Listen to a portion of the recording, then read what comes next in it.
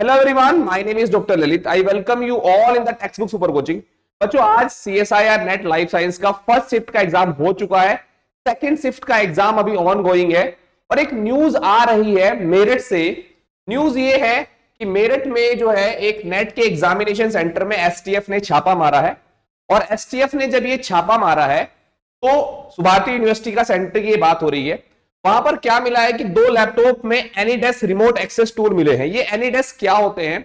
AnyDesk वो software है जिसके थ्रू मेरे सिस्टम का एक्सेस किसी और को मिल सकता है। सपोज मैं यहां पर अपने सिस्टम पर कुछ काम कर रहा हूं, एग्जैक्टली मेरे सिस्टम पर जो भी कुछ हो रहा है उस पर्टिकुलर सिस्टम को एक दूर बैठा हुआ बंदा जो है आसानी से एक्सेस लेकर कर सकता है। सपोज मैं यहां पर एक पेपर जो है मेरे सामने खुला हुआ है और मुझे उसका आंसर करना है, तो मैंने अगर एनीडेस्क का एक्सेस किसी दूसरे इंडिविजुअल को दे रखा है तो वहां से आसानी से जिस ऑप्शन को चाहे या जो भी वो करना चाहे कर सकता है मेरे सिस्टम में। तो 2 लैपटॉप में एनीडेस्क एक रिमोट एक्सेल टूल मिले हैं।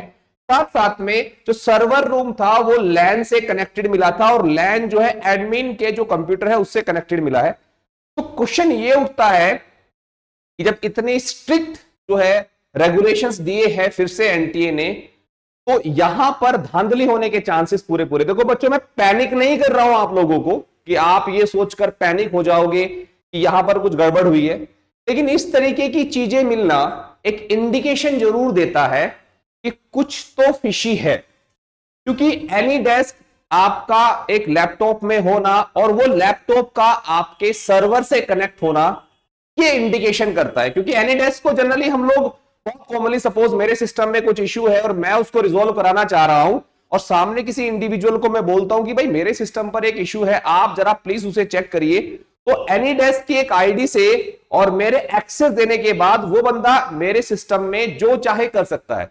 अगर किसी पेपर को बनाने की बात भी हो तो भी उसको हम नेग्लेक्ट नहीं कर सकते। तो इस तरीके की चीजें सामने आई हैं।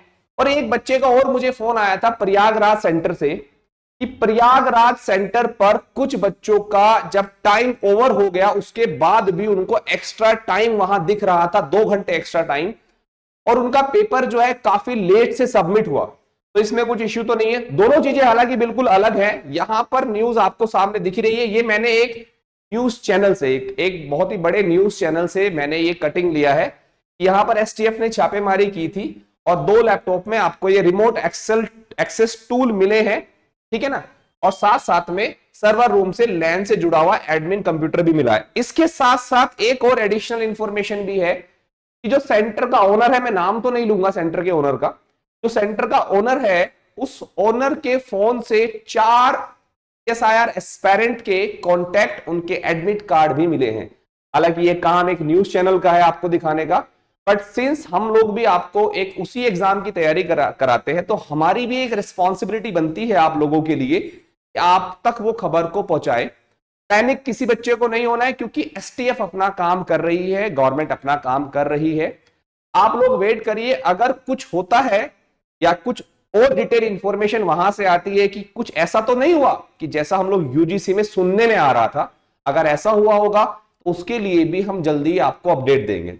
दूसरी चीज, अगर जिन बच्चों ने फर्स्ट शिफ्ट या सेकंड शिफ्ट में एग्जाम दिया है और उनको कुछ भी ऐसा लगा है कि देखो हमारी भी रिस्पॉन्सिबिलिटी बनती है, हमने भी मेहनत किया है पिछले 6 महीने से, बच्चों ने मेहनत किया है, अगर ऐसा कुछ हो रहा है तो ये सभी के साथ में एक अन्याय ही होगा। तो मेरी एक रिक्वेस्ट ये भी है कि कमेंट बॉक्स आप लोगों के लिए पूरा ओपन है। अगर आपको लगता है कि आपके सेंटर पर कुछ इस तरीके का इश्यू हुआ है तो उसको रेज जरूर करिएगा, उसको बताइएगा जरूर सेंटर पर, हमारे कमेंट बॉक्स में बताइएगा। टेलीग्राम चैनल है, देखो टेलीग्राम चैनल भी है, आप टेलीग्राम चैनल को यहां से स्कैन करके ज्वाइन करके वहां पर भी हमें इंफॉर्मेशन दे सकते हैं, ताकि उस इंफॉर्मेशन को कितनी ऑथेंटिक है और किस डिटेल तक हमें जाना चाहिए हम पूरी तरीके से जाएंगे। आप लोगों के साथ में कोई भी गड़बड़ ना हो, बस इसी चीज को ध्यान में रखते हुए एक छोटा सा सेशन मैं आप लोगों के लिए लेकर आया था, ठीक है ना बच्चों। पैनिक किसी को नहीं होना है क्योंकि अगर कुछ गड़बड़ हुई होगी तो सबके सामने आ जाएगी। और आप लोग अपनी मेहनत से एग्जाम दिए तो आपकी मेहनत का फल कोई ले नहीं सकता है। मेरी क्लास की टाइमिंग्स भी है, जो बच्चे ज्वाइन करना चाहते हैं, सीएसआई नेट की तैयारी करना चाहते हैं दिसंबर के लिए, उनके लिए मैं एक टाइमिंग देकर जा रहा हूं इसी चैनल पर।